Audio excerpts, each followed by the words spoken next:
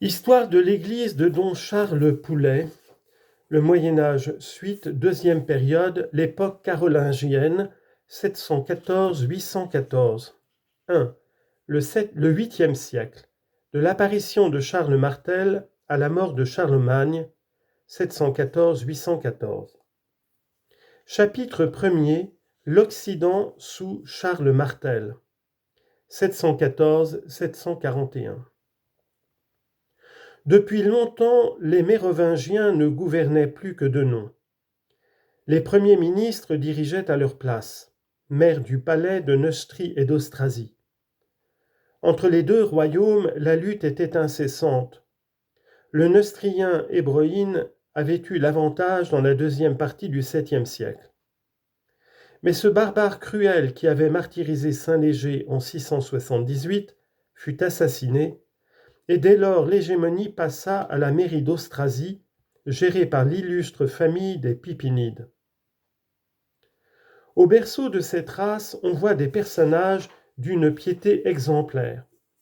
Saint Arnoux, évêque de Metz, sainte Béga, mère de Pépin d'Héristal, et sainte Gertrude, sa sœur.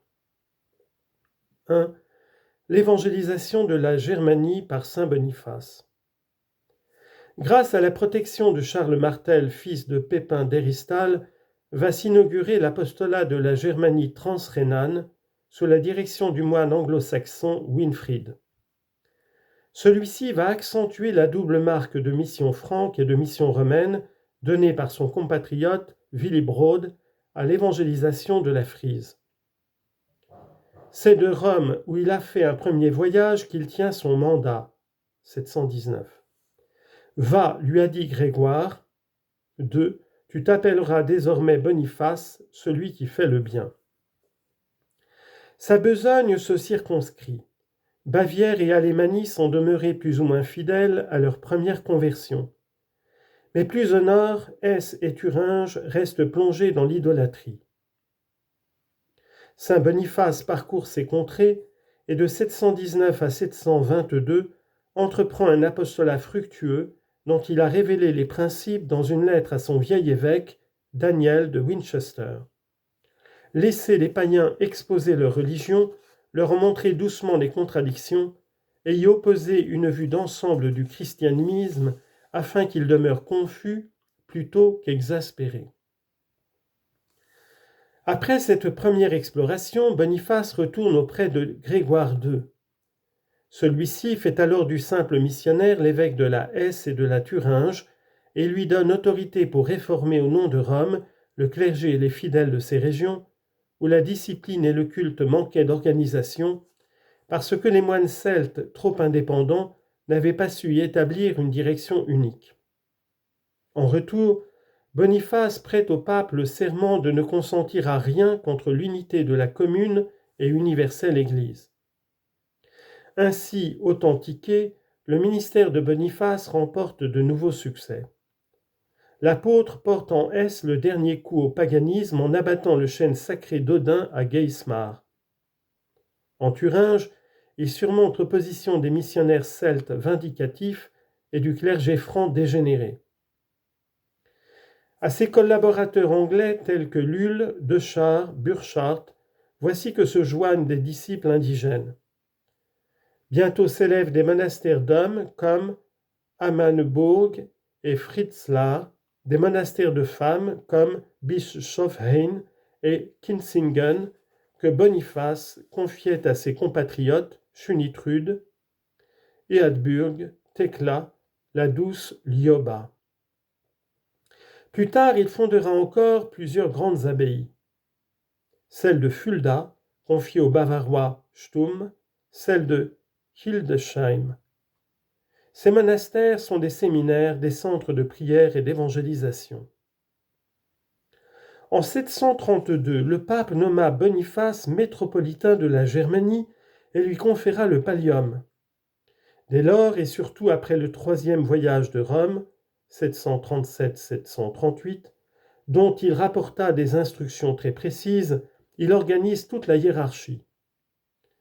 La Bavière, pays immense, comprend, outre son territoire actuel, la Haute-Autriche, le Tyrol une partie de la Styrie.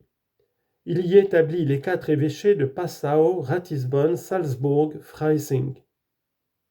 Il tient avec leur titulaire le premier synode allemand pour la réforme des mœurs et de la discipline dans le clergé. Plus tard, l'abbaye d'Eichstätt, que gouvernait Willibald, parent de Boniface, y sera transformée en évêché et recevra le Wortgau franc jusqu'à la Saale comme un avant-poste de futures missions chez les Slaves de l'Elbe. De leur côté, la Thuringe et la Hesse furent divisées en 3 évêchés. Celui de Burabourg pour la Hesse, celui d'Erfurt et de Würzburg pour la Thuringe. Toutes ces églises cathédrales demeuraient confiées à des moines. 2. La victoire sur les Maures. L'appui matériel obtenu de Charles Martel à la prière de Grégoire II contribua pour beaucoup au succès.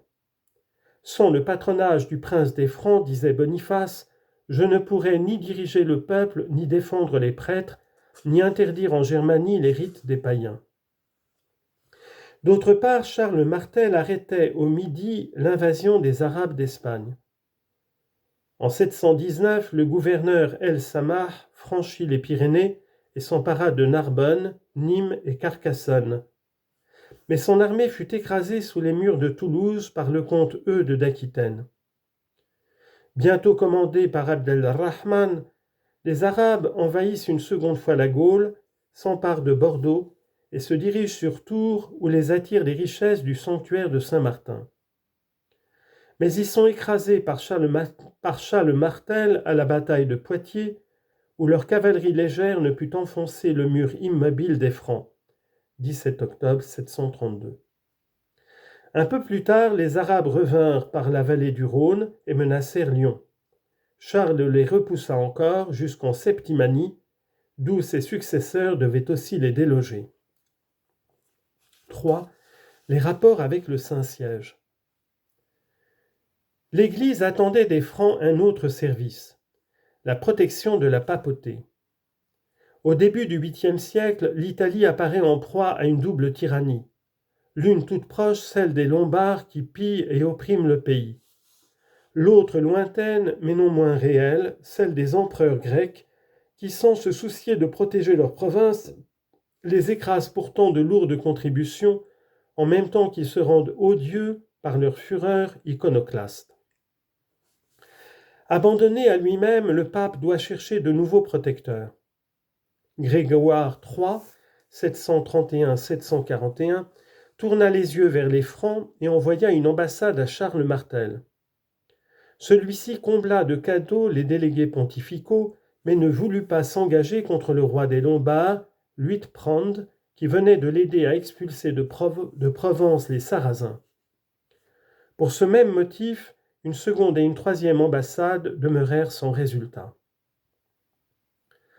En assurant sa protection à Saint Boniface, légat de Rome, Charles Martel avait préparé l'alliance des Francs et de la papauté.